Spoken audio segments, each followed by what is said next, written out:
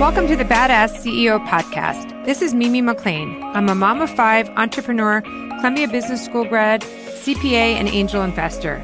And I'm here to share with you my passion for entrepreneurship. Throughout my career, I have met many incredible people who have started businesses, disrupted industries, persevered, and turned opportunity into success. Each episode, we will discuss what it takes to become and continue to be a badass CEO, directly from the entrepreneurs who have made it happen. If you're new in your career, dreaming about starting your own business, or already an entrepreneur, the Badass CEO podcast is for you. I want to give you the drive and tools needed to succeed in following your dreams.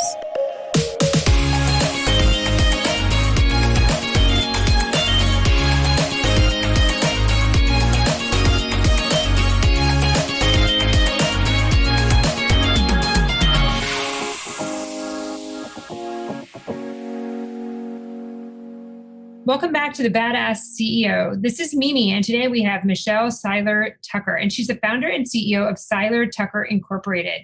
And she's a 20-year veteran in mergers and acquisitions, and she has sold and bought hundreds of businesses. She's also written 3 books, with her newest one launching in January called Exit Rich. Thank you so much for coming on today. Thank you for having me. It's a pleasure to be here. Yeah. And I'm so excited to learn about, you're an expert in M&A, which is pretty badass because I've spent a little time in M&A and it's a hardcore when I was at Kidder Peabody right out of college, and it's intense. So I'm really enamored with your profession, and I'd love to just hear how you got into it. Sure. I love to tell you. And you're right. It is intense and it's not for everybody. So I've always been an entrepreneur. I've always owned small businesses. I've owned publishing, event space businesses, just all kinds of different things. I did kind of get stuck into corporate America when I started working for Xerox. They actually recruited me, and I was there for about 6 months. And then my nickname was the closer, because every time that somebody couldn't close something, they would bring me in and they would call me the closer because I could close everything. So anyway, so I was there for 6 months, and my management team came to me and said, Michelle, you need to interview for the vice president position, overseeing, 85 to 95 salespeople, the regional vice president sales position. And I said, I don't, she goes, you'll never get it, but you should do it. And I go, well, why would I interview for something I'm never going to get? And she said, because the process is going to teach you so much. And she was right. But she said, you'll never get it because you're up against people who have been here for years and years and years. You've been here for 6 months. So I said, okay, I'll go ahead and do it. So I did. And it was a grueling process. It was 3 months of demonstrating high-level equipment to high-level executives, asking them questions, doing presentations, them asking me questions, etc. Anyway, I ended up getting the position. So I did that for about 6 months, and I'm like, I don't really like it. I don't like it. I said, because, I love selling.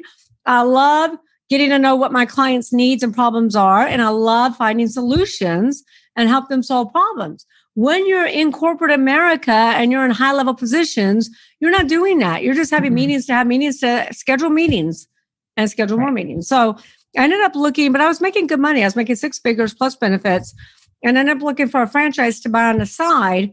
And I stumbled across this franchise that had 2 locations. My husband actually knew the partner's spouse, and they knew of me. And I said, look, I want to buy your franchise. I'm going to keep my job at Xerox, but I want to operate something on the side because I love entrepreneurship. And I thought a franchise would be easier. And I said, we don't want you to buy a franchise. We want you to partner with us because we know of you and your reputation, and we'll give you a franchise. Wow. So that's how my franchise development, franchise consulting, franchise career started. I ended up selling hundreds of franchises for them, actually put them on the map. Within 6 months, I made more money than I made an entire year at Xerox. So I said, okay, Xerox, I got to go. What franchise was this? I would rather not say, and here's why I'm not going to say. That's fine. So they did what most companies do.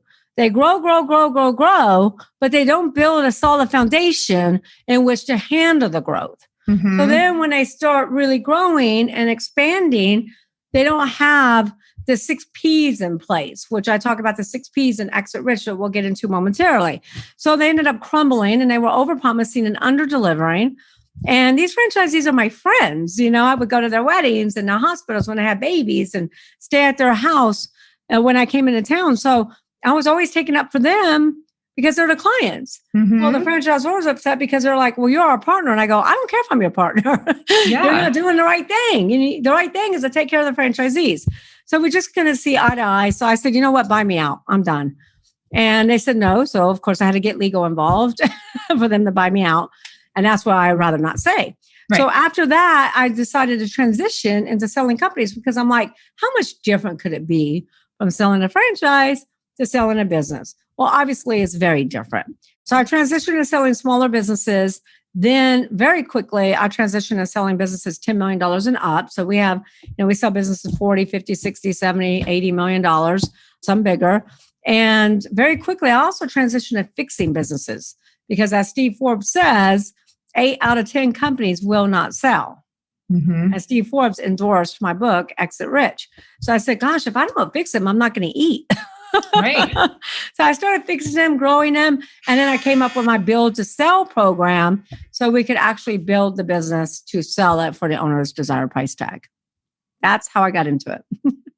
And 20 years later, over 1,000 transactions, that's where I am today. So I spent 20 years in the trenches. And I don't just sell businesses. I buy businesses.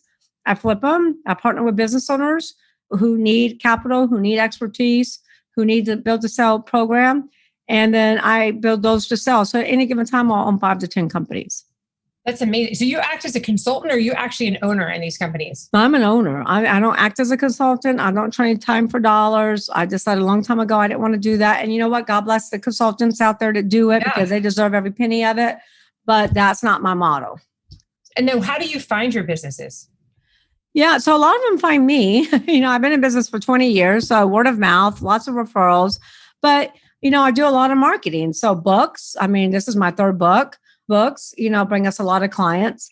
We have a pretty large buyer database. So our buyers a lot of times will tell us about businesses for sale. But we do Google. We do everything. All your marketing things you can think of, we do it. Plus I have a podcast called Exit Rich and we get clients from that too. Oh, that's great. How many businesses do you own currently? So right now I own 7. Okay, you're like a woman after my own heart because I try to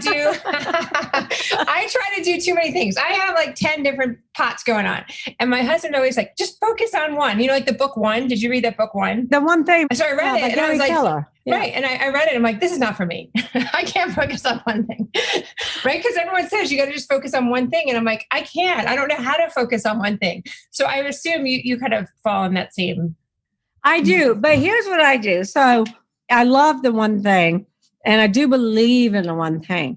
So business is my one thing. I don't do real estate. Yes, I'm in the stock market. Yes, I have a financial advisor, but I don't really play in the stock market. I don't do real estate. I don't do all those other things. Business is my one thing. Right. And, yes, some of my businesses are different. I have medical, legal, marketing, multidisciplinary clinics. I have graphics. They're all over the board. They're not really synergistic. But business is my one thing. And let me tell you something. Business is business. Business all needs basically 6 Ps. And if you can function on those 6 Ps, no matter what industry you are in, they will be successful. Great. So let's talk about can we talk about your 6 Ps, which are in your book? Of course. So number 1 P is the most important, really. Well, they're all important, but people. You can't have a business without people. And so many entrepreneurs make the mistake of trying to do everything themselves. And you can't do that. You have to focus on your strengths, hire your weaknesses. And I don't care if you don't have the money to hire somebody, figure it out. Get an independent contractor. I'm in between 4 colleges. I have a waiting list of interns. So you have to have the right people in the right seat. A lot of companies have the right people in the wrong seats. You also have to ask the who question. Who opens up your business? Who handles with customers? Who deals with customer service issues? Who deals with manufacturing, distribution, logistics? Who deals with quality control, accounting issues, legal issues, environmental issues? Who? The clue to who is it should never be you. So your name should never be next to the who. You need to build a business that can operate without you. You have to be the visionary and you need an integrator underneath you. And then you need the right people in the right seat, the right who's. Does that make sense? Yes. So people is number 1. You don't build a business, you build people. People build a business. And then number 2 is product. You got to ask yourself, is your industry on the way up or on the way out? Is your industry thriving or dying? If your industry is thriving, ask yourself, do I have an Amazon or do I have a Blockbuster? And if you have a Blockbuster, it's time to pivot. It's time to align yourself with an expert, whether it's me or a consultant or somebody who's been down your path before. But you need to start asking yourself transformational questions. Get out of transactional, become transformational. I'll give you an example. 3 questions that can catapult your business to the next level, completely change your business forever. Number 1, what business are you in? Number 2, what do you do really well? Number 3, what business should you be in? So Amazon, let's just talk about Amazon. What business did they start with? Books. Books. They asked themselves, what business are we in? We're in books. What do we do really well? They asked themselves. What do they do really well? Sell. Fulfill. Yeah. What are they doing now? Fulfillment. Yeah, have everything. It's not that difficult. It's not that difficult. But those 3 questions right there changed Amazon's business forever and made them a multi-billion-dollar conglomerate. And they changed the way that consumers buy products and services. They changed consumers' buying habits forever, just like Apple changed the way that we use phones and technology. Mm-hmm. So those 3 questions are very important to ask yourself in business. And sometimes you need an outsider's perspective because when you're in your fog, it's foggy. So you need somebody who can see things that you're not seeing clearly. Number 3 is processes. And processes are typically never thought about, Mimi. Nobody goes into business and goes, let me think about my processes. Unless you're McDonald's. Did you ever watch the movie The Founder? Yes, I love that. With that one scene when they do the whole orchestrating of the people in the back. Yes. That's processes. Mm-hmm. That right there is processes. So what McDonald's did, and this is what nobody does, McDonald's said, what's going on right now? It was in the 40s. And all the fast food restaurants were drive-ins, right? Mm-hmm. People came out with roller skates. What was the problem with that? The problem was the food was always cold, the order was always wrong, and it took forever. So McDonald's says, we're going to create a fast food restaurant where we're going to deliver great food, tastes great, 2 minutes or less. That's their mission statement. That's their customer experience that they want to create. So in order to create a customer experience, you have to design your processes with the customer experience in mind. Most business owners do it backwards. Like somebody complains and they're like, oh, well, let me try to fix that process. So McDonald's said, this is how we're going to do it. So they went to the empty tennis court, just like you said. They took all their employees, they mapped it all out. They kept changing it. They kept bumping into each other. Remember, they kept changing it. And they came up with who's going to take the order, who's going to toast the buns, who's going to cook the burgers, who's going to put the pickles on the buns and give it to the client in 2 minutes or less. Because of that process.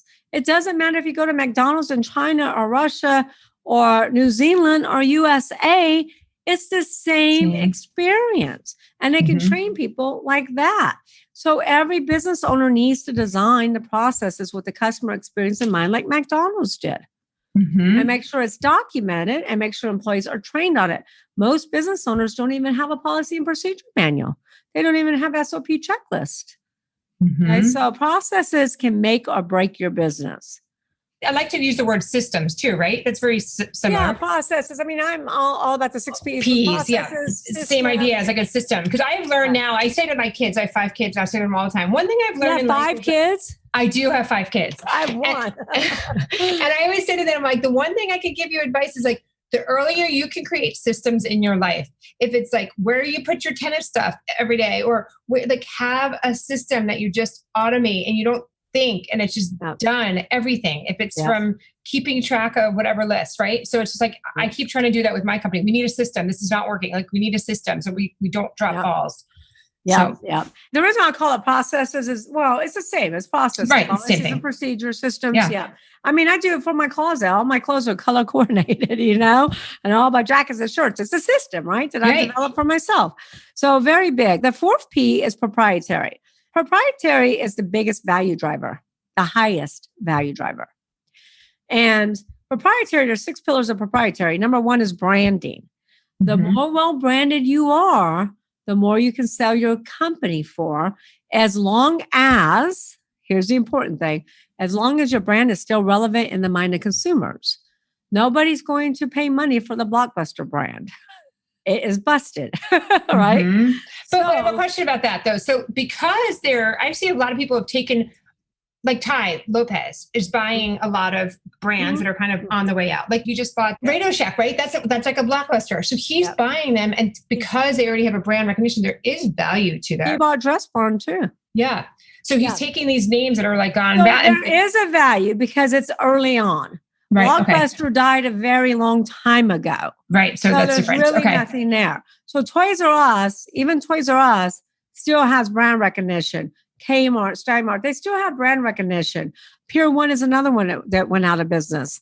FAO Schwartz, right? They brought that back. Correct. Yeah. So you can bring things back. It's called rebirth. I always call it the cycle of a business. The cycle of a business is just like a cycle of a human life, right? You're in the incubator, just like a business goes in the incubator, and then you die. Yeah. But with businesses, you can be rebirthed.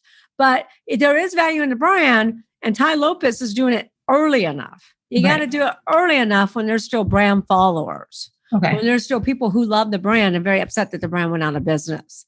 And now what Ty's going to do, which is what many business owners don't do, and this is why business owners are going out of business, is he's going to innovate.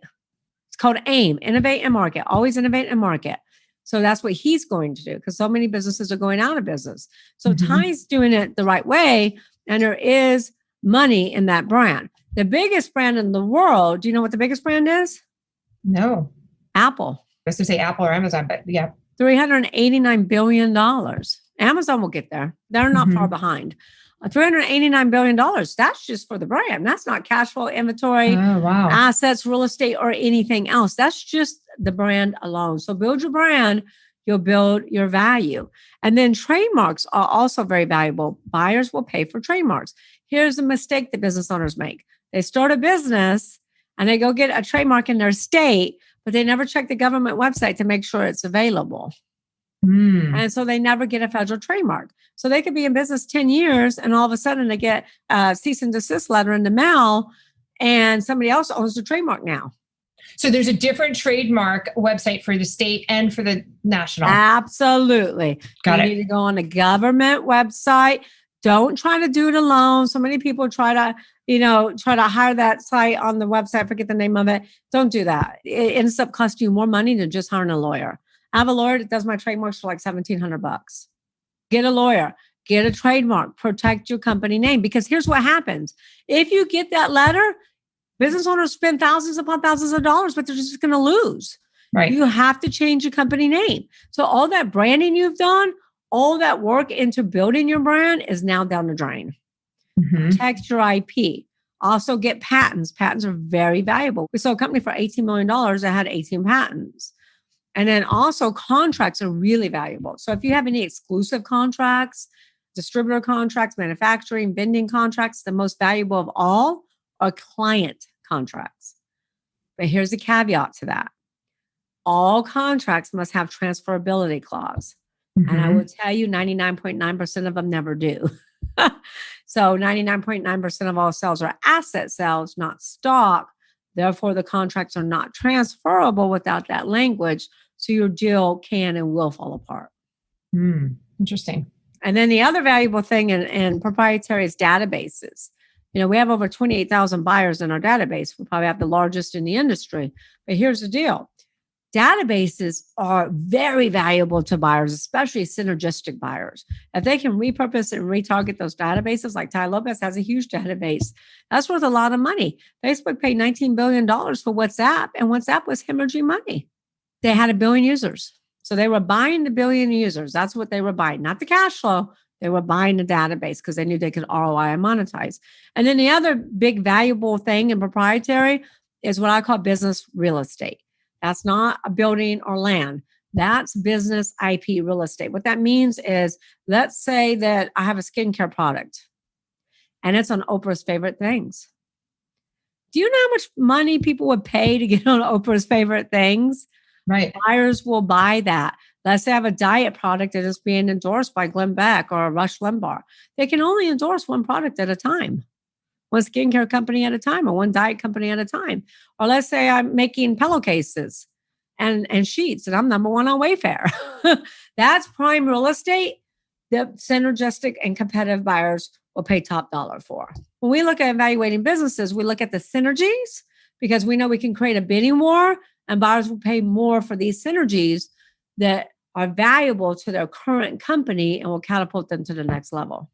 And then the fifth P is patrons, which is your customer base. And so a lot of problems with clients, business owners, is they have customer concentration, not customer diversification. So the golden rule is 80% of your revenues comes from 20% of your business. And if you lose a client or two, you could be out of business. Right. Also, if you've been in business 20, 30, 40, 50 years, your clients are probably aging out. They have to be replaced with new clients. And then the last P is profits. Profits are never, ever the problem. They're always the symptom of not having one of the other P's. If you don't have the right people in place, you're going to lose money. If your product is on the way out and not on the way up, you're going to lose money. If your processes are broken, you're going to lose money. If you haven't protected your IP, you're losing money. If you lose client base, you're losing money. So profits are never the problem. Everybody comes to me and is like, Michelle, my company's not making any money. That's the problem. I'm like, that's not the problem. This is the problem. Right. That's just a symptom. So how long do you typically own, when you go in and you buy a business, how long do you typically own it before you decide to sell it? So it just really depends upon the business. One business I'm in right now, we've been in business together since 2015. And that business has had some growing pains. It depends upon so many things because buying a business is different than partnering with a business owner. So buying a business, I'm in control. Partnering with a business owner, you are working with that business owner, trying to grow that business owner because you can only grow the business as much as you can grow the business owner. I typically do partnering deals because, number one, I want to save that owner from going out of business. I want to save that owner from not only losing business assets, but losing their personal assets. A lot of times I want to save their marriage because they're married and they're both working in the business. And, you know, a lot of times it's easier than just trying to buy the business from scratch because when you buy the business from scratch, you're just dealing with the employees and you don't have anybody there that really has a vested interest. Yeah, no, that makes sense. What have you found to be the primary cause of the problems? Like when you come into a business and you need to improve it, have you seen a trend? Yes. And the trend is typically that the owner's stuck working in the business, not on the business, and they don't have any of the 6 Ps. They don't have the people in place. I'll give you the graphics example. So I had a graphics company call me and want to sell their company. We were on the phone for maybe about, 15, 20 minutes. And usually nobody talks to me. They usually go through my whole staff. But that day I just said, you know what, put the call through. And I don't know why. I just said, put the call through. So I talked to this gentleman and he was very distraught, but also very passionate about what he does. And he said, Michelle, I just can't do this anymore. It's me, my wife. We have one employee. We have an office on our property, right outside our house. And I just can't do this anymore. I don't have the business acumen to grow this company to the next level. My wife and I are working 14 hours a day. We're about to kill each other, probably get a divorce.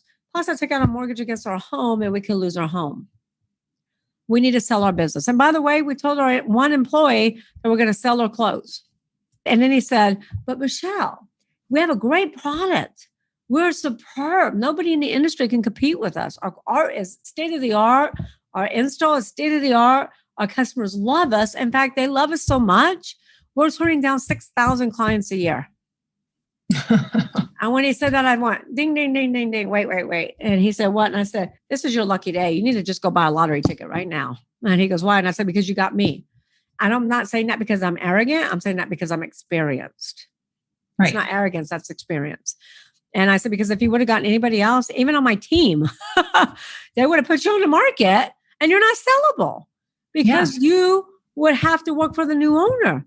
And you've been in business for decades. And anybody that's been in business for decades has a very hard time working for somebody else. And he goes, well, what are we going to do? I said, well, I'm going to do my due diligence, but I'm pretty sure I'm going to partner with you. And so I did my due diligence. I met with them and ended up investing money, putting up my expertise, resources. And we took them out of their office, their house office, into a 6,000 square foot building, hired a bunch of employees, have a COO now, leased equipment, and everything else. And now we have a business, not a job. The same gentleman, and here's why I told you the story, because here's the problem that business owners face. The same gentleman who said, I don't have the business acumen to grow the company to the next level. This same gentleman and his wife are both brilliant people. They come up with great business ideas and inventions every freaking day, every day. The reason he didn't have the business acumen is because he's stuck, Yeah. And when you get stuck, it's like your computer. If you have all these programs open, does it run well? No, it shuts down. So he's distracted. He was completely distracted with the day-to-day. Well, there's no way you can do everything. So out of the 6 Ps, they had no people. They were doing the art. They were doing the graphics. They were doing the printing. They were doing the cutouts. They were doing the install. They were doing customer service. They were doing sales. They were doing collections. They were doing billing. They were doing accounting. They were doing all the who's. 3 people doing all the who's in that company. There is no way that anybody can be successful doing that. And that's what happens time and time and time again with business owners. So they had no people, but they had a great product. They had no processes. They were shoving invoices in the drawers, because they didn't have time to do anything. So they had no processes in place. And they really didn't have anything proprietary, but they had patrons. They had a very diversified clientele base who loves them. And they were very well branded and very well known and very well respected. And then they were making money. They had profits. So they had 3 out of the 6 Ps. So the biggest mistake I see business owners make is get stuck in the day-to-day operations. They're so busy in the day-to-day that they don't have the time to hire their weaknesses. You got to hire other people. You can't do everything. So you got to have the people in the right place. So then you can get the processes. It's hard to have processes when you don't have people. So I love that, because I just did a survey of my listeners and I asked them what their 3 top problems were, their obstacles. And one of them that came up was their people, their employees. Because I think people do recognize that they need people, but 1, it's hard to hire good people.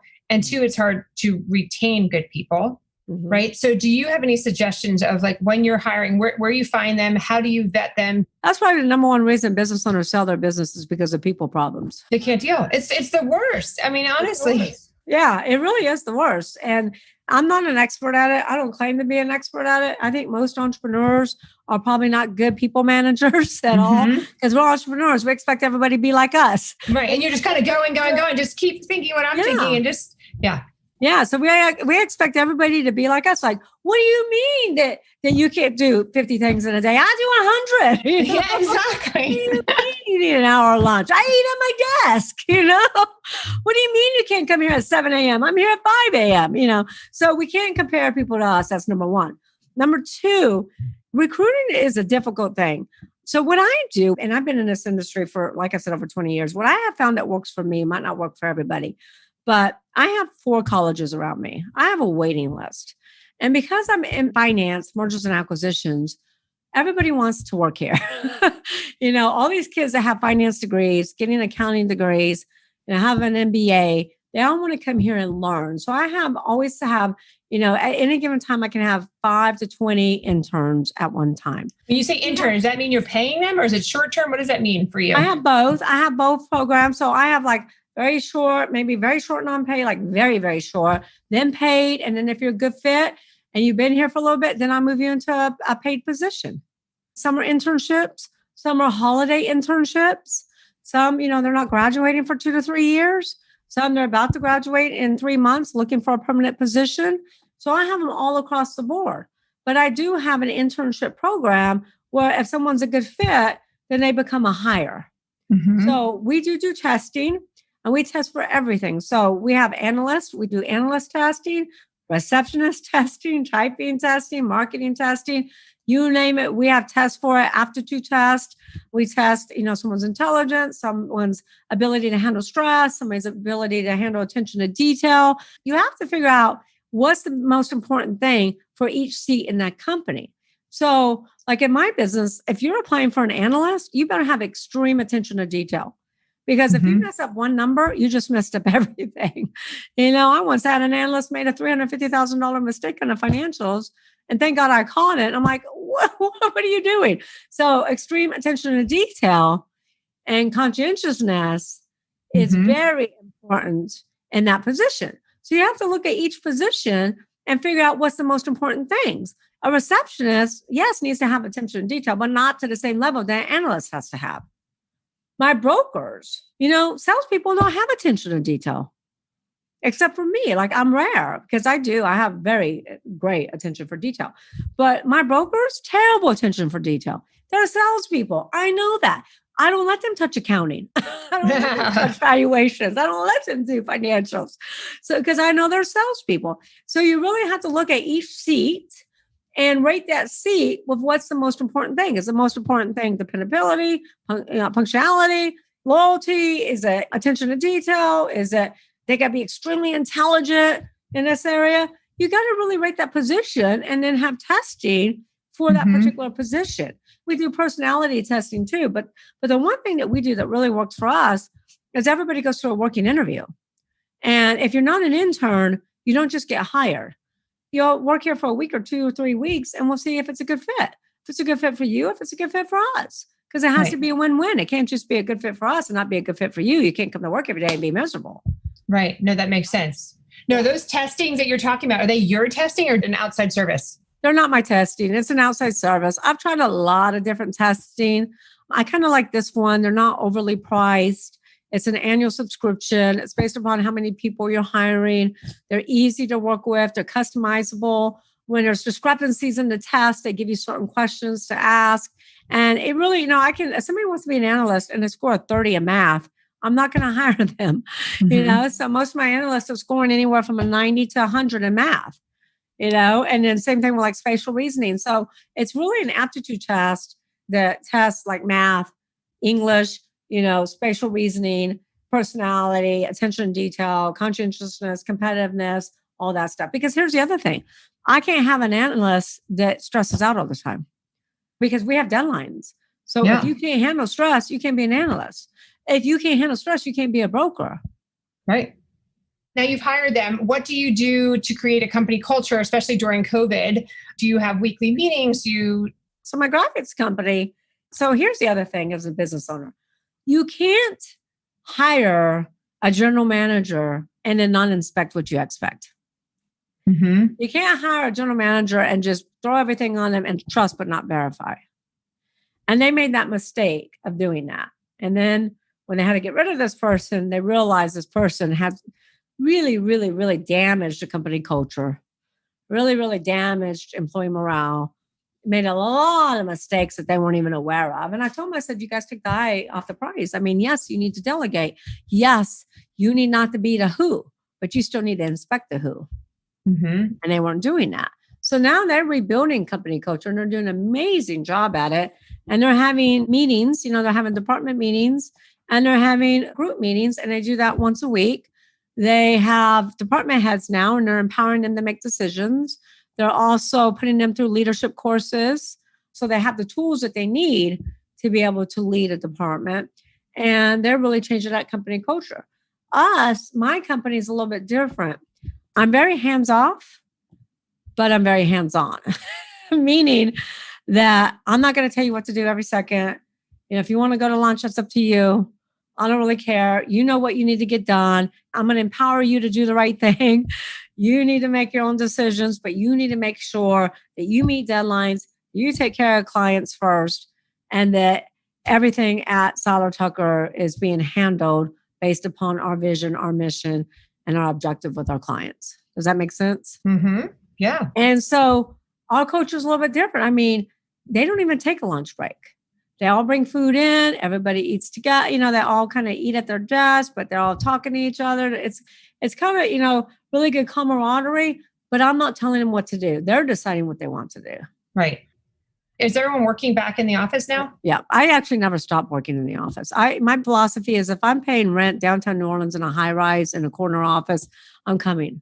Now, I let them all stay home. I had one team member that came in every day with me. So it was just the two of us and everybody else worked from home. Now we're all back. Was that hard getting them back? My brother works at a bank and he's like, I can't get my people back. They all wanted to come back. They love it here. I think, my culture has been created out of just letting people empowering people to be part of the team, empowering people to make decisions, empowering people to take ownership of the company, Mhm. really. None of them wanted to work from home. Right. I only have one that wanted to work from home because they live with a mother-in-law that has cancer. Right. So they were just being cautious. So for anybody who's listening that's, thinking of starting a business or just starting out, and they're not obviously in the position of wanting to sell their business yet, is there any advice that you would give them besides the 6 Ps to make them the success? I mean, I found out that only 1% of female CEOs ever reach the $1 million mark in sales. Yeah, and that's a shame. What advice? I'm in the 1%. Yes. I mean, that's impressive. Good for you. What advice can you give to any of these women listening to get to where you are? Yeah. So here's the thing. You got to plan. And even if you say, I'm never going to sell, plan to sell anyway. Because if you plan to sell your business, it's like if you plan to sell your house, what do? You clean up that house, you make it look great, you stage it, right? You make that house look the best it's ever been. Right? Mm-hmm. Same thing with a business. The biggest mistake that business owners make is they don't plan their exit. 8 out of 10 businesses will never sell. And the reason 8 out of 10 businesses never sell is because a business owner never thinks about selling until they have to due to an internal or external catastrophic event occurring, like COVID. Now all these restaurants want to sell. Guess what? You're not sellable right now. You're going to have to hold on. Unless you want to sell to a turnaround specialist who's going to pay you pennies on the dollar. So the bottom line is plan your exit from the beginning. Just like we all have kids, right? You have 5 kids, I have 1. I don't know how you do it with 5 because I can barely manage 1. But, you plan for your kids, right? You plan where they're going to go to preschool, where they're going to go to elementary, if you're going to homeschool, where they're going to go to high school, if they're going to go to co-ed, if they're going to go to all girls, all boys. You plan if they're going to go to college, Some of us plan who they're going to get married and how many grandkids they're going to have. But our biggest asset, we never plan. Women plan for everything in their life, but the exit of their business.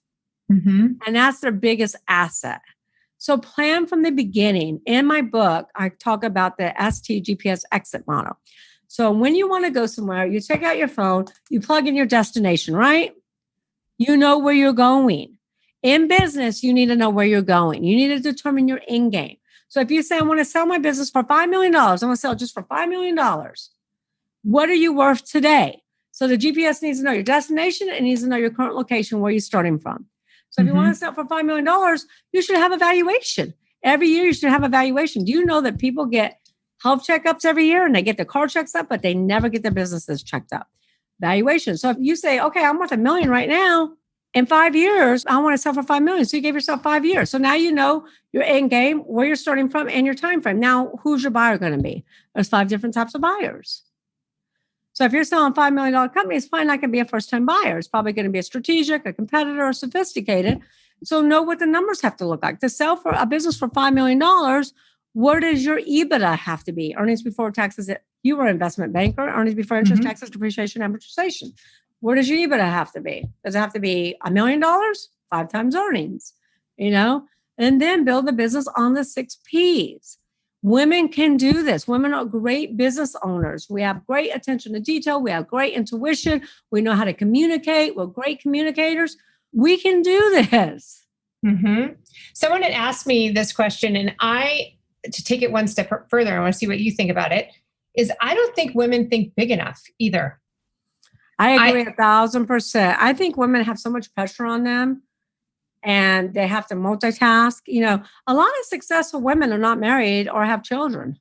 Oprah Winfrey's one. I could probably name a bunch more. Yeah. Women have so much pressure on them.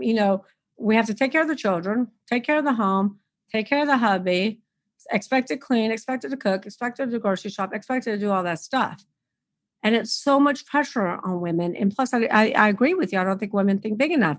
And what I always tell my clients, and I tell my women friends, keep a diary for 30 days. Keep a diary for 30 days.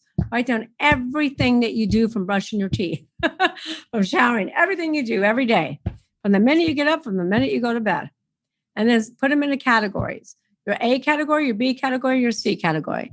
Your A category are those things, Mimi, that only you can do because those are your core competencies. You do it better than anybody else, and you can't really delegate that. Plus, you can't delegate brushing your teeth. Right. So those are your A categories. But then your B categories are things that you're really good at, but you could delegate. Like evaluations, I'm great at evaluations, but I don't do them. They take weeks upon weeks. I delegate that to my analyst team. Right. So those are things you can delegate. And then those C-type tasks are things you absolutely 1000% should not do. Right. Because like cleaning your house. Because they zap your energy and you can't focus on your core competencies. Women need to figure out what they make per hour. And if you make, so if you say, look, I make $25 an hour and I make that, 40 hours a week. Can I afford, my husband and I afford to pay somebody $100 a week to clean my house? And if so, what does that free up for me to develop my core competencies? Am I making sense? Yeah, it's not to go watch TV. It's to then go and make more money. It's not to go watch TV. That's right. You don't get your house clean to go watch TV. So you should delegate those things out, like grocery shopping. I don't grocery shop. Grocery shop, cleaning your house and all that stuff. Now it's easy to delegate grocery shopping because of COVID. You can just order everything online and pick it up or have it delivered to your house. But women really need to get crystal clear on their A's and B's and C's and really start thinking bigger and know their worth and know, hey, I'm worth this. Mm-hmm. I have value. Mm-hmm. And not be afraid to shoot for something higher and not just plan on staying in your garage making whatever you're making forever. Right. Life is too short to not do it big. Go big or go home. Life is too short. Why not make a huge impact? Why not create a great legacy? The more money you make, the more you can help others. So life is too short not to go big. This is great. So you have your 3 books. Is there anything else, if someone wanted to work with you or do, you're just a wealth of knowledge, is there any other programs that you work with outside people? Do you have classes or anything else that people could reach out to you on your website? If somebody wants to get in this industry, I do have a mergers and acquisitions class. It's 5 days. And it's to become a partner with me in another location. So let's say somebody's in Dallas, Texas, and they want to be a partner. I do have a program for that.